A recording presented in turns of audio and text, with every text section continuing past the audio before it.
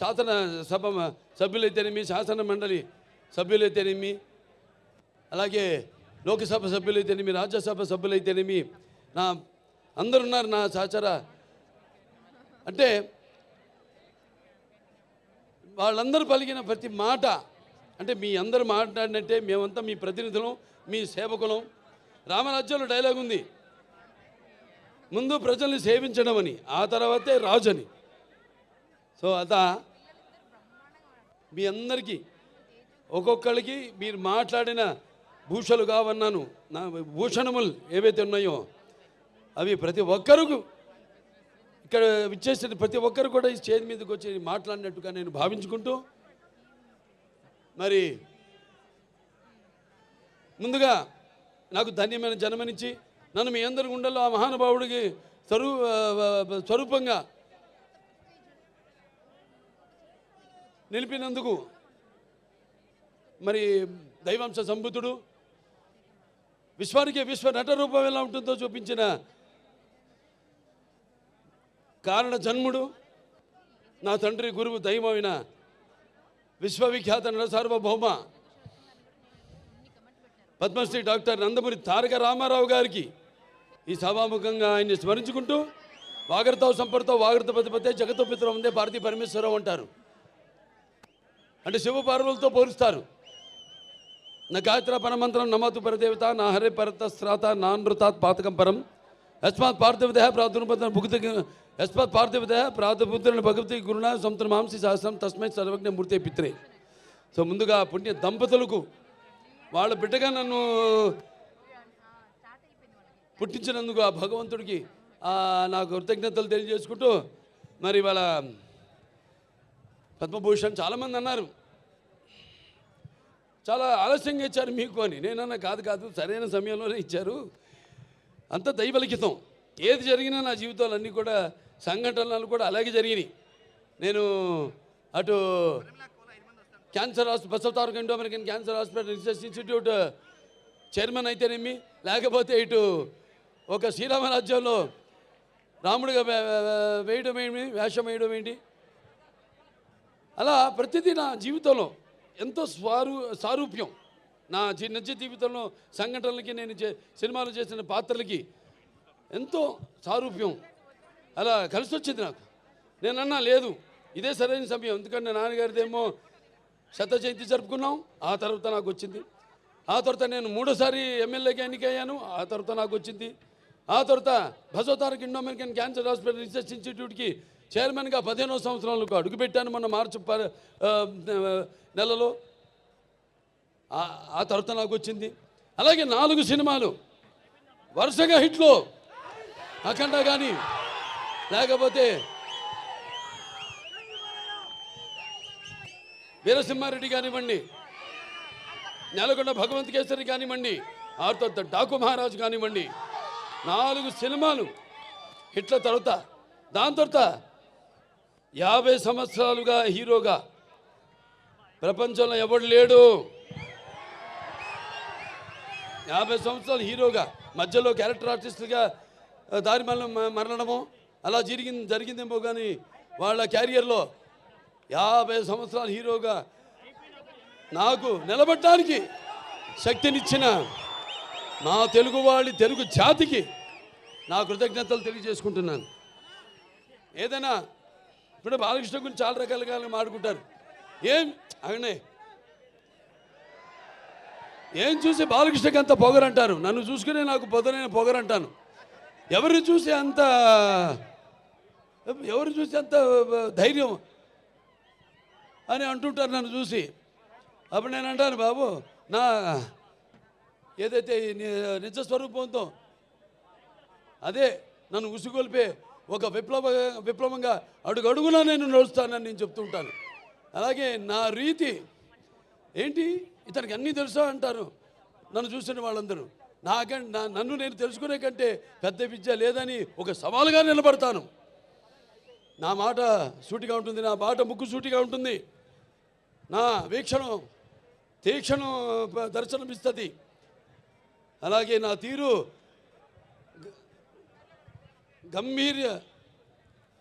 ఒక ఘన గాంభీర్య రూపంగా వెలుగుతూ ఉంటుంది. నన్ను మీరందరూ ఒక సినిమా నటుడుగానే కాదు, నాకు తెలుసు. ఎందుకంటే నాలో ఉన్న ఒక మానవత్వం అయితేనేమి, నా వ్యక్తిత్వం అయితేనేమి, నాలో ఉన్న నీతి నిజాయితీ నిబద్ధత అయితేనేమి, లేకపోతే నాలో ఉన్న నిష్కల్మషం అయితేనేమి, వీటిలన్నిటితో ఇప్పుడే కాదు ఇంకా ముందు ముందు తరాలు కూడా నా అభిమానులు పుడుతూనే ఉంటారు. అంటే ఆత్మాభిమానమే నా చిరునామైనప్పుడు ఆత్మవిశ్వాసంతో నిలువెత్తుగా నేను నిలబడతానని మీ అందరికీ తెలియజేసుకుంటున్నాను. అదే మీరు హిందూపురం ప్రజలందరూ కూడా అవే చూపారు. మీరు కూడా ఆదరాభిమానాలు ఏదైతే నేను నాలో ఉన్న కోణాన్ని చెప్పాను, కోణాలన్నీ అలాగే మీరందరూ కూడా ఆ నీతి నిజాయితీ నిబద్ధత, ఆ నిష్కల్మషం, ఆ నా వ్యక్తిత్వాన్ని గౌరవించి ఆదరించి మీరందరూ కూడా మూడోసారి ఒక నటుడైనంత మాత్రాన ఎమ్మెల్యే అవ్వాలని లేదు. వరుసగా ఎంతోమంది వచ్చారు రాజకీయాల్లోకి, ఇవాళ నామరూపాలు లేకుండా పోయారు, అడ్రస్ లేకుండా పోయారు. కానీ ఇవాళ ఇక్కడ పనులు చేశాం కాబట్టి నన్ను గెలిపించారు. ఊరికేదో సినిమా యాక్టర్ లేకపోతే రామారావు అబ్బాయి అయినంత మాత్రాన పనులు చేయాలి. ఎంతో కొంత మనం సమాజానికి కూడా మన వంతు బాధ్యత ఉంది ప్రతి ఒక్కరి మీద. అందరూ కూడా మన వంతు మనం సంపాదించిందే కాదు, ప్రజలకి ఎంత మనం తిరిగి సమాజానికి ఇచ్చాం అన్నది చాలా ముఖ్యం. అప్పుడే మనం చరిత్రలో చిరస్థాయిగా నిలిచిపోవడం కోసం కాదు. ఎన్నో పాత్రలు చేశాను నేను, అద్భుతమైన పాత్రలు. నాన్నగారు కూడా చేయలేని పాత్రలు, చేయాలనుకున్నా చేయలేని పాత్రలు చేశాను. అందులో ముఖ్యంగా గౌతమిపుత్ర శాతకర్ణి సినిమా. ఆ సినిమా నాన్నగారు చేద్దామనుకున్నారు, కొన్ని అనివార్య కారణాల వల్ల చేయలేకపోయారు. ఆ సినిమాను నేను చేయడం తటస్థించింది. మరి ఇవాళ మనం ఉగాది జరుపుకుంటామంటే ఒక కాలమాన పట్టిక మన హిందువులకి మనం ఒక శకాన్ని ఏర్పరిచింది. ఆ శాలివాహన శకం ఆ గౌతమిపుత్ర శాతకర్ణి. అలాగే సారే జహాసే హిచ్చా, అలాగే సారే జహాసే హెచ్చా హిందూ సీతా హమారా, హమ్ బుల్బులే ఇస్కే ఏ గుల్ సీతా హమారా. ఇక్కడ ఒక సర్వమత సౌభ్రాతృత్వానికి, రక్తానికి జాతి లేదు, మాంసానికి మతం లేదు, చర్మానికి కులం లేదు అని చెప్పడానికి ఒక నిదర్శనం, ఒక ఆదర్శం మన హిందూపురం. ఇక్కడ అందరూ ముస్లిం మైనారిటీలు అయితేనేమి, హిందువులు అయితేనేమి, క్రైస్తవులు అయితేనేమి, అందరూ కూడా ఒక కుటుంబ సభ్యులుగా అందరూ కూడా ఇక్కడ సమాజ స్థాపనం చేసి ఇక్కడ అందరూ ఒక మంచి చల్లటి చక్కటి ప్రశాంతమైన వాతావరణంలో మనంతా ఉంటున్నాం. అది మన హిందూపురం ఒక గొప్పతనం. ఇక సినిమాల జోలికి వస్తే ఈ నా నట జీవితంలో ఎన్నో పాత్రలు చేశాను, మీకు చెప్పాను. దానికి ఎన్నోసార్లు చెప్పాను. నాకున్న జ్ఞాన సంపదలో బ్రాహ్మణుని, ఐశ్వర్యంలో వయస్సుని, మంచిగా మాలని, మంచి ఎదురు తిరిగే మాదిగని, కష్టాన్ని నమ్ముకున్న కమ్మరిని, కొమ్మరిని, కంసాలిని, రజకుడిని, నాయ బ్రాహ్మణుని, కల్లుగీత కార్మికుడిని, కల్మషంలో అయితే యాదవుడిని, ఆపదలో ఆదుకునే వెలమని, వ్యక్తిత్వంలో రాజుని, అమ్మను మరిపించే కమ్మని, పౌరుషంలో రెడ్డినని, ఇలా ప్రతి సినిమాలో ఒక్కొక్క ఏ కథ నచ్చితే చాలు అందులో హీరోది ఏ వర్గం మన తెలుగు జాతిలో అది కాదు. చరిత్ర సృష్టించాలన్న నేనే, దాన్ని తిరిగి రాయాలన్న నేనే. అదే నా నినాదం, అదే నా సంతకం. ఎన్నో అద్భుతమైన సినిమాలు. అందరూ నేను చాలాసార్లు అన్నా నా రెండో ఇన్నింగ్స్ ఇప్పుడు మొదలైందని. చాలామంది ఏమంటారు, పాపం అంటే అది గ్రహపాటు. నేను వాళ్ళని ఒకళ్ళ పేరు పెట్టి కానీ వేలెత్తి కానీ నేను చెప్పడం లేదు. అది గ్రహపాటు. వాళ్ళు ఉచ్చ స్థాయి నుంచి హీరో నుంచి మళ్ళీ క్యారెక్టర్ ఆర్టిస్టులుగా మారడం అది జరుగుతుంది. 4 హిట్లు ఇచ్చాం. రామారావు గారు నంబర్ 1 హీరో ఉండగా తెలుగు ఇండస్ట్రీలో, అంటే నిజం చెప్పాలంటే ఆయన పారితోషికం చూసుకుంటే ఆయన చేసిన సంవత్సరానికి ఎన్ని సినిమాలో ఆ పారితోషికం లెక్కేసుకుంటే ఎవడు సూపర్ హీరో ఎవడు లేడంత పారితోషికం తీసుకున్నవాడు. అన్ని సినిమాలకి ఒక్కొక్కటి ఇండివిజువల్గా పారితోషికం ఉండొచ్చు ఎక్కువగా. అటువంటి సమయంలో ఆయన చలనచిత్ర పరిశ్రమ నుంచి నిష్క్రమించి సమాజం ఏదేవాళ్ళు, ప్రజలు ఏదేవాళ్ళు, నేను అందులో ఒక అర్చకుణ్ణి అని తెలుగుదేశం పార్టీని స్థాపించారు. అలాగే ఇప్పుడు 4 ఇట్లు ఇచ్చిన తర్వాత నా 2వ ఇన్నింగ్స్ మొదలవుతుందని చెప్తున్నా. అది నేను చెప్పొచ్చేది. ఇప్పుడు చూపిస్తా ఇక్కడి నుంచి. అస్సలు చూడు, ఒకవైపే చూడు, రెండో వైపు చూడాలనుకోకు, తట్టుకోలేవు, మాడిపోతావు. ఇప్పుడు చూస్తారు, ఇక్కడి నుంచి చూపిస్తా. అసలు చలనచిత్ర పరిశ్రమ ఇక ముందు ఎటువంటి సినిమాలు, ఎటువంటి అంటే మీరు ఊహించని, మీకు మీ అంచెలకు కూడా అందని సినిమాలు ఎలా చేస్తారో ఇక మీరు చూస్తారు. అంటే ఇదంతా ఒక సినిమాలు చేసేయాలి ఎక్కువని కాదు, లేకపోతే నాకు వయసు అయిపోతుందని కాదు. ఆలోచనలు బాగా వేడివేడిగా ఉన్నప్పుడే పంచపక్ష పరమన్న పుట్టించాలి. మన అందరూ అన్నారు పంచకట్టులో ఎన్టీ రామారావు గారిని గుర్తు చేశారు మన పద్మభూషణ్ అని. దాంట్లో మన మంచి పద్యం ఉంది, తీనారెడ్డి గారు రాశారు.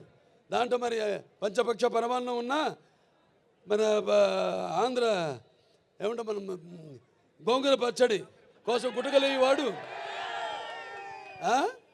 గోంగూర పచ్చడి కోసం గుటకలేవాడు, అదే కండువాలు అనేది గడపైన దాటని వాడు ఎవడయ్యా వాడు, తెలుగు వాడు ఇంకెవ్వడు మన ఇంటి వాడు అని.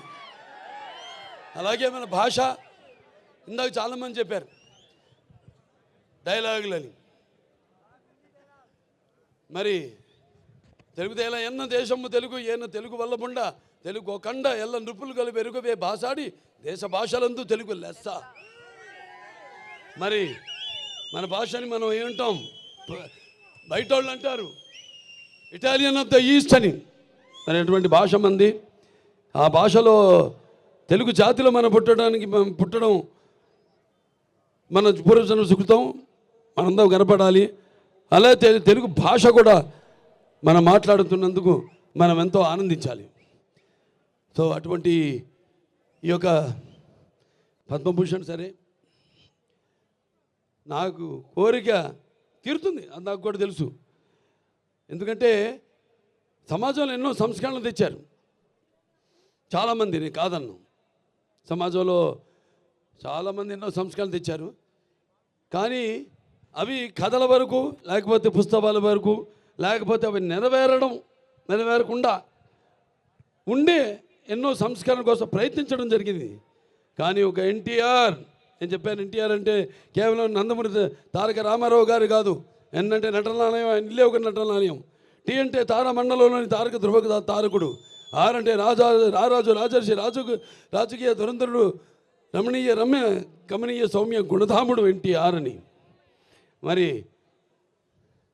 ఆయన నిరుపేదలకు, అట్టడుగున దారిద్ర రేఖ దిగువ ఉన్న వారందరికీ కనీస అవసరాలైన కూడు గూడు గుడ్డ ఇచ్చిన ఒక మహానుభావుడు నందమూరి తారక రామారావు గారు. సరే, ఆయన బిడ్డగా, ఆయన ఒక ఆర్టిస్ట్గా, ఆయన వారసుడిగా దాన్ని పరంపరను ముందుకు తీసుకెళ్ళడం, అలాగే ప్రజాసేవలోకి ఎమ్మెల్యేగా అయితేనేమి, లేకపోతే బసవంతారక ఇండో అమెరికన్ క్యాన్సర్ హాస్పిటల్ అయితేనేమి, లేకపోతే నా ఎన్బికే ట్రస్ట్ ద్వారా అయితేనేమి, నేను ఒక్కడనే కాదు, భావస్తురాణి జన్మాంతర సహృదాణి అన్నాడు మహాకవి కాళిదాసు. అంటే పూర్వజన్మలో మనకున్న పరిచయంతో ఈ జన్మలో ఒకరిద్దరిని మనం పొందగలుగుతాం ఆ వాసనతో. కానీ ఎన్ని వేల లక్షల కోట్ల మంది అభిమానులు పొందడం అంటే అది మరి ఏ రుణానుబంధమో, ఏ జన్మల అనుబంధమో, ఏ విడదీయలేని అనుబంధమో కదా అని నాకు అనిపిస్తూ ఉంటుంది. మరి వాళ్ళ నా అభిమానులు కూడా ఎంతోమంది సోషల్ మీడియా ద్వారా నేను చేస్తున్న కార్యక్రమాలు అయితేనేమి, మంచికి సోషల్ మీడియాని మంచిగా దాన్ని వాడుకుంటూ ఆ మాధ్యమాన్ని ప్రజల్లో ఒక చైతన్యం తీసుకొస్తున్నారు. అలాగే ఎంతోమంది మన అనంతపూర్ జగన్ గారు ఉన్నారు, లేకపోతే గ్రంథాల చైర్మన్గా మా గౌస్మతి నాయన వీళ్ళ పుట్టినరోజు కూడా అనుకుంటా. ఇక్కడ గౌస్ భాయ్ తుమ్మే జన్మదిన ముబారకో, అల్లా తుమ్మే లంబీ ఉమర్దే. అలాగే ఇంకా చాలామంది ఉన్నారు, మోతీలాల్ గారు ఉన్నారు, కర్నూలు ఫ్యాన్స్, క్యాన్సర్ పేషెంట్స్, ఈ బ్లడ్ క్యాన్సర్, థాలసీమియా చిన్నపిల్లలకి వాళ్ళందరూ కూడా సేవలు అందిస్తున్నారు. సో అది వాళ్ళందరూ నాకు అభిమానులను చెప్పుకోవడానికి నాకు ఎంతో గర్వంగా ఉంది. నా వారసులను చెప్పుకోవడానికి నాకు గర్వంగా ఉంది. అంటే నేను చెప్పాను, నా ఇక తరతరాలుగా నా అభిమానులు పుడుతూనే ఉంటారు అని. ఈ కార్యక్రమాలు మేమందరం కూడా ఇలాగే కొనసాగిస్తాము. అలాగే ఈ యొక్క పరంపరను అలాగే కొనసాగిస్తాం. ఈ సేవా కార్యక్రమాలన్నింటినీ కూడా నాదొకటే, అది కూడా నేను చెప్పాను ఇందాక జరిగి తీరుతుందని. రామారావు గురించి మాట్లాడినప్పుడు ఆయనకి భారతరత్న, అది ప్రతి తెలుగువాడి కోరిక. ఆయనకి భారతరత్న ఇచ్చి వారికి ముందుగా నా కృతజ్ఞతలు తెలియజేసుకుంటూ నాకు పద్మభూషణ్ ఇచ్చినందుకు, నా కార్యక్రమాలు కానీ ఆర్టిస్ట్గా ఇచ్చారు పద్మభూషణ్. సరే సంతోషం. కానీ రామారావు గారికి భారతరత్న ఇచ్చినప్పుడే వాళ్ళని గౌరవించుకున్నట్టని కేంద్ర ప్రభుత్వానికి తెలియజేసుకుంటూ, ముందు అతి త్వరితగతిలోనే రామారావు గారికి భారతరత్న ఇచ్చి తీరాలన్నది ప్రతి తెలుగువాడి కోరిక. మరి ఎన్నో సినిమాలు చేయడానికి నన్ను సాహసించి నా మీద నమ్మకంతో అటు నా నిర్మాతలైతేనేమి, లేకపోతే నా దర్శకులైతేనేమి, అలాగే సినిమాకి పనిచేసిన ప్రతి సాంకేతిక నిపుణులైతేనేమి, లేకపోతే పంపిణీదారులు అయితేనేమి, అందరూ కూడా కష్టపడటం వల్లే, అంటే కృషితో నాస్తి దుర్భిక్షం, సమిష్టి కృషి, వీళ్ళందరూ కృషితోనే ఈరోజు ఎన్ని విజయాలు నేను సాధించగలిగాను. అంటే నా అభిమానులు ఉన్నారు, నా విజయాలకు వాళ్ళు ఎప్పుడు కృంగిపోలేదు. నా విజయాలకు సరే, ఇక నా విజయాలు మామూలు విజయాలు కావు, దబిడి దిబిడే.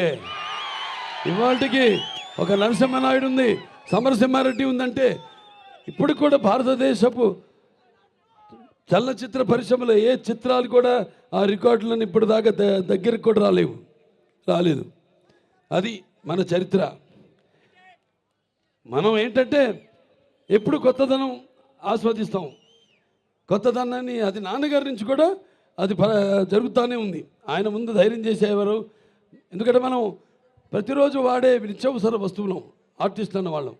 మరి మేము ఒక కొత్త మార్కెట్ చూస్తున్నాం, ఎంత కాంపిటీషన్ ఉందో. కాంపిటీషన్ అంటే మా ఆలోచనల కాంపిటీషన్ కాదు.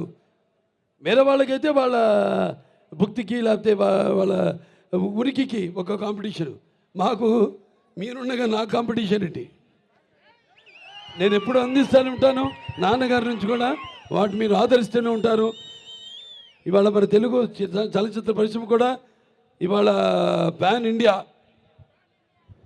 లెవెల్లో ఇవాళ మనకి మంచి గుర్తింపు తీసుకొచ్చారు చాలామంది. వాళ్ళందరూ కూడా ఒక కళాకారుడిగా, ఎందుకంటే ఇది కళలకి నాకు ఇచ్చిన అవార్డు కాబట్టి పద్మభూషణ్, వాళ్ళందరూ కూడా వాళ్ళు అందించిన సేవలకు కూడా నా కృతజ్ఞతలు తెలియజేసుకుంటూ మరొకసారి ఎన్నో కార్యక్రమాలు ఉన్నాయి ఇంకా అభివృద్ధి చేయాల్సినవి. వచ్చిన సంవత్సరం లోపే 50 కోట్లు పెట్టి ప్రతి ఊళ్ళో కూడా టార్ రోడ్డు, అలా సీసీ రోడ్లు, డ్రైనేజీలు వేయడం, నిర్మించడం జరిగింది. ఈ ఎంజిఎం గ్రౌండ్ కూడా 2,20,00,000 రూపాయలు ఇండోర్ స్టేడియంకి శాంక్షన్ చేయడం జరిగింది. అతి త్వరలోనే దాన్ని కూడా పూర్తి చేస్తాం. ఇంకా ఎన్నో ఇక్కడ మన హిందూపూర్ టౌన్లో కూడా ఒక 92,50,00,000 రూపాయలు సీసీ రోడ్లు, వీటన్నిటిని కూడా ఇక చాలా ఉన్నాయి. ఇది అవన్నీ మాట్లాడుకోవాల్సిన విషయాలు కాదు. అయినా ఇంకా చాలా ఉంది చేయడానికి ఇక్కడ అని చెప్పడానికి యువతరానికి ప్రతినిధులు, నవతరానికి నాయకులు, భావితరానికి భారతదేశపు మహాశక్తి మీ అందరూ కూడా పరిశ్రమలు తెచ్చి, నేను ఎందుకు అంటానంటే ఈ మాట, మీకు ఉపాధి కల్పించాలి. మీకు ఉపాధి కల్పించాలంటే పరిశ్రమలు రావాలి. కాబట్టి వీటన్నిటి మీద దృష్టి కేంద్రీకరించి అతి త్వరలో హిందూపురాన్ని మన రాష్ట్రంలోనే నంబర్ 1 నియోజకవర్గంగా తీర్చిదిద్దుతామని ఈ సభాముఖంగా తెలియజేసుకుంటూ, మరొకసారి నా సినిమాలన్నింటిని ఆదరించి మరి నన్ను ఇంత గుర్తింపు నాకు తీసుకొచ్చి ఈ స్థాయికి నన్ను పెంచిన నా ప్రజలకైతే హిందూపురమే కాదు, తెలుగు జాతి ప్రజలకు, ఇటు ఆంధ్ర అటు తెలంగాణ ఎక్కడున్నా మన తెలుగు వాళ్ళందరికీ ఈ సభాముఖంగా నా కృతజ్ఞత తెలియజేసుకుంటూ, ఈ పద్మభూషణ్ని నా శివపార్వతి స్వరూపులైన మా తల్లిదండ్రులకు అంకితం ఇస్తూ నేను సెలవు తీసుకుంటున్నాను.